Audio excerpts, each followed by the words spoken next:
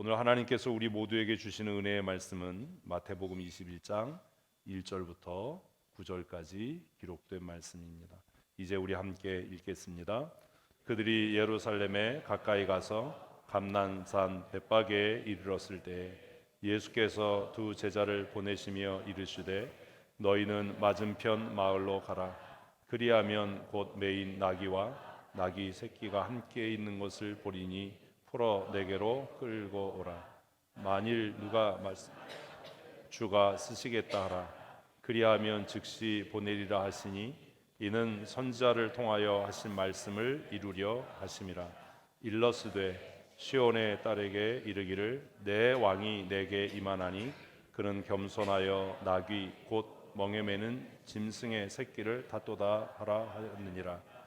제자들이 가서 예수께서 명하신 대로 하여 나귀와 나귀 새끼를 끌고 와서 자기들의 겉옷을 그 위에 얹음에 예수께서 그 위에 타시니 무리의 대다수는 그들의 겉옷을 길에 펴고 다른 이들은 나뭇가지를 베어 길에 펴고 앞에서 가고 뒤에서 따르는 무리가 소리 높여 이르되 호산나 다윗의 자손이여 찬송하리로다. 주의 이름으로 오시는 이여 가장 높은 곳에서 호산나 하더라. 아멘. 오늘은 말씀드린 대로 종료주일입니다. 이날을 종료주일이라고 부르는 이유는 성경에 기록된 것처럼 예수님께서 예루살렘에 입성하실 때 그 예루살렘의 주민들이 이 종려나무 가지를 꺾어서 땅바닥에 깔고 또 큰 소리로 호산나 다윗의 자손이여 이렇게 찬송했기 때문입니다. 영어로는 팜 선데이라고 하지요. 종려나무를 팜이라고 해요. 손바닥이라는 뜻을 갖고 있는데 그 아마 나무 잎이 손바닥처럼 생겨서 사람들이 그렇게 불렀던 것 같습니다.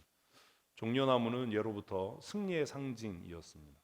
그래서 왕이 전쟁에서 승리하고 돌아올 때 또 장군들이 전쟁에서 큰 업적을 세우고 승리하고 돌아올 때 그 성의 주민들이 자신들의 생명을 지키고 보호해 준 것에 대해서 감사하는 마음으로 그 종려나무 가지를 꺾어서 환호하고 외쳐서 그 개선 장군의 영광을 나타냈던 것, 그것이 유래가 되어서 이제 기쁨과 승리의 상징이 종려나무 가지가 된 것이지요.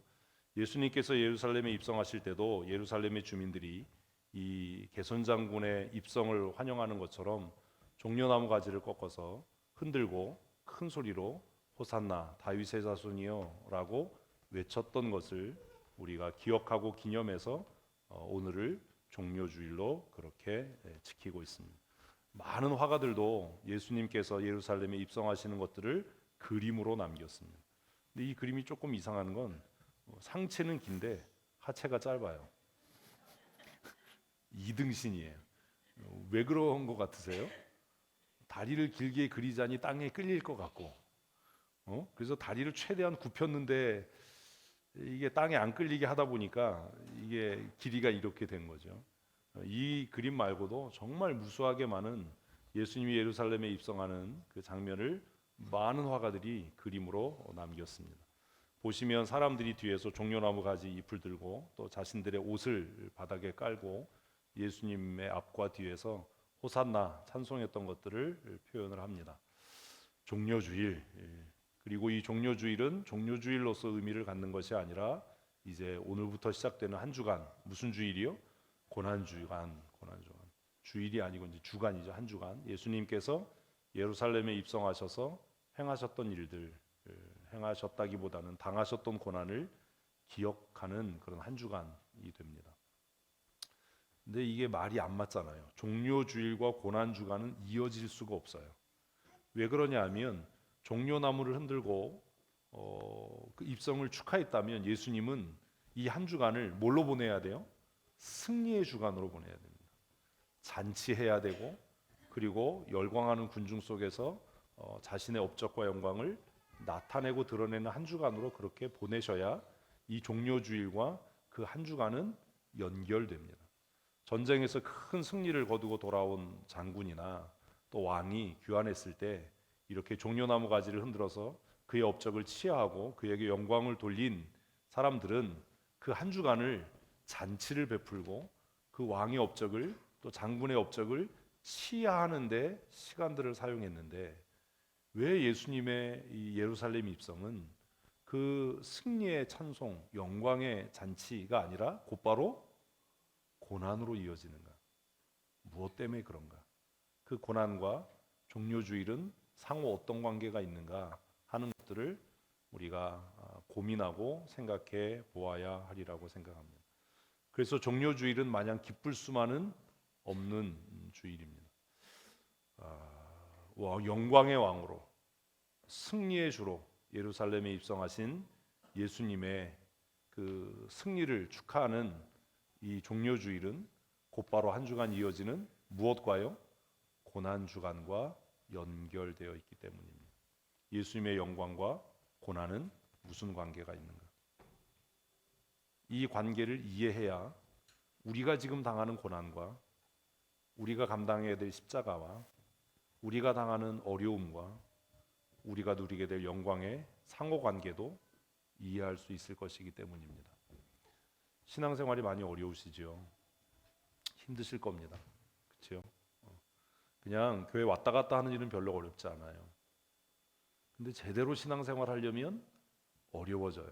부딪히는 것도 많고 갈등도 많고 나와의 싸움도 계속해야 되고 또 주변의 환경과 여건도 만만치 않아서 관계로 인해서 시험 들기도 하고 상처받기도 하고 낙심하기도 하고 그런 고난이 끊이지 않는 것이 신앙생활입니다.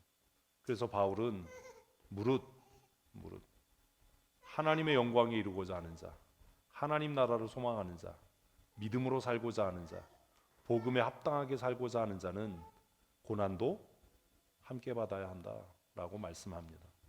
그런데 우리는 영광에는 관심이 있는데 뭐는 싫어요? 고난은 싫어요.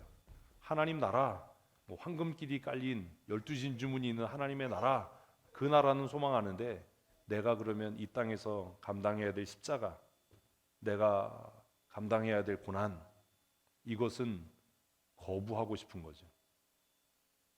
오늘 종료주의를 보내면서 우리는 이 고난과 영광의 상관관계를 잘 이해해야 하고 그러면 내가 어떻게 살아야 될까라고 하는 고민을 하셨으면 좋겠습니다. 2004년도에 우리나라에 영화가 하나 개봉이 됐습니다. 우리는 어제 일도 기억을 못하는데 2004년도에 어린 신부라고 하는 영화가 하나 개봉이 됐어요. 어린 신부. 그 어린 신부와 같은 때에 개봉이 돼서 많은 사람들에게 이제 관심을 불러일으켰던 영화가 있습니다. 도대체 어떤 영화가 상업적으로 성공할 건가? 그 영화가 패션 오브 크라이스트입니다. 멜 깁슨이라고 하는 영화 배우가 감독이 돼서 만든 영화이지요. 혹시 보신 분 계시나요? 상영관 가서 보신 분 계시나요? 우리는 어둠의 경로로 보나요? 이 영화가 궁금하신 분은 저에게 오시면 제가 영화 파일을 드릴 테니까 이번 고난 주간을 보내면서 한번 보셨으면 좋겠습니다. 이 패션 오브 크라이스트라고 하는 영화는 개봉되기 전부터 굉장히 많은 사회적인 반향을 불러일으켰습니다. 어떤 사람들은 상영을 막아야 된다라고 강하게 요구하고 주장하는 사람도 있었고 그들 가운데는 미국의 경제권을 쥐고 있었던 유대인들이 상당히 많이 이 영화는 상영하면 안 된다, 상영을 금지시켜야 된다라고 주장했습니다. 왜냐하면 영화의 내용을 보다 보면 반유대주의적인 정서가 자연스럽게 마음에 남게 되기 때문이에요. 그러려고 만든 건 아닌데 그래서 그 월스트리트에 재력 있는 사람들이 유대인들이 이 영화는 불손한 의도로 만들어졌으니까 상영시키면 안 된다. 그래서 개봉하기도 전부터 오히려 홍보가 되는 그런 영화였습니다. 그리고 한편에서는 청소년들을 위해서 어린아이들을 위해서도 이 영화는 개봉되면 안 된다라는 운동들이 일어났는데 왜냐하면 영화가 무지 잔인해요. 그 영화를 본 사람들 중에 중간에 영화를 끝까지 못 보고 뛰어나온 사람들도 있었다고 하고, 어떤 사람들은 아니 이게 무슨 공포물 영화도 아니고 개규 영화도 아닌데 뭐 때문에 이렇게 잔인하게 만들었냐, 도대체 시사하는 바가 뭐냐, 이렇게 질문했던 사람들도 적지 않았습니다. 멜 깁슨이라는 배우는 왜 자신의 사제를 털어서 이렇게 잔혹한 영화를 만들었을까? 이 영화의 스토리는 너무 단순합니다. 이 영화는 예수님께서 십자가에 달리실 때까지 12시간, 몇 시간이요? 그 짧은 12시간, 그 12시간의 내용을 담고 있어요. 이전까지 예수님의 고난을 담은 영화들이 굉장히 많이 있었지만 이렇게 짧은 시간, 그러면 12시간이면 어디부터겠어요? 대략 최후의 만찬쯤부터 시작해서 예수님께서 무덤에 묻히시는 그 시간까지, 그 12시간의 그 기록을 성경에 입각해서 125분이라고 하는 그 긴 시간 동안 담아냈습니다. 12시간을 125분에 담아냈으니 얼마나 자세하게 담았겠습니까? 그리고 이 멜 깁슨이라는 배우에 대해서 좀 아시나요? 제가 설교를 준비하면서 좀 불안불안했거든요. 멜 깁슨의 영화 혹시 아시는 거 있으세요? 브레이브 하트. 그 영화도 굉장히 유명한 영화죠. 제가 좋아하는 배우 중에 하나거든요. 이 영화가 상영되기 전에 왜 많은 사람들이 그렇게 우려하고 야 이거 상영하면 안 돼라고 했냐 하면 너무 잔인하게 표현이 됐어요. 근데 그렇게 잔인하게 표현된 이유가 뭐라고요?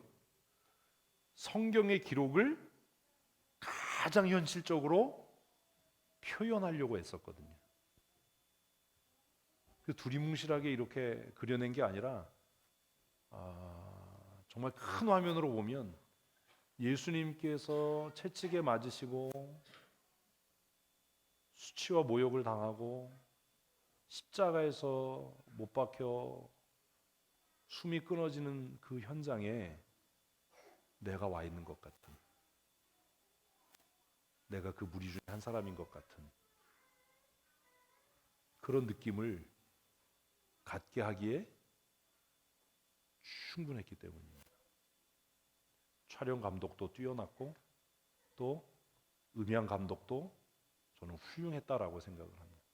그 현장감 있는 소리들, 그리고 그 영상, 그리고 각도, 그리고 분장, 이런 것들이 마치 정말 살아있는 사람을 고문하고 채찍으로 때리고 그리고 십자가에 못 박는 것 같은 그런 현장감을 관객들에게 전달하는데 전혀 손색이 없어서 마음이 약한 사람들은 이 영화를 끝까지 참아 볼 수가 없었던 거죠.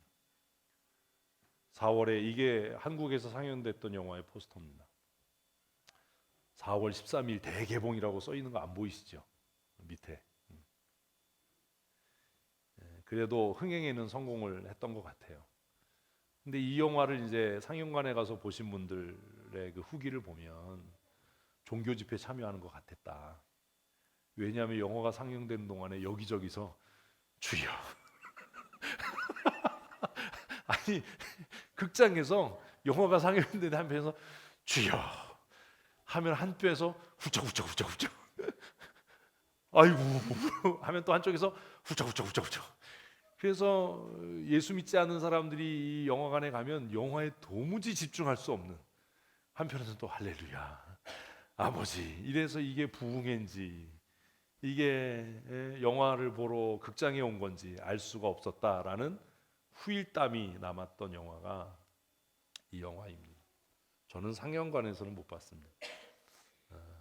제가 뭐 이렇게 극장에 이렇게 어두운 데 가서 앉아 있는 걸 별로 안 좋아하는 사람이기 때문에 저는 서재에서 책상에서 봤죠.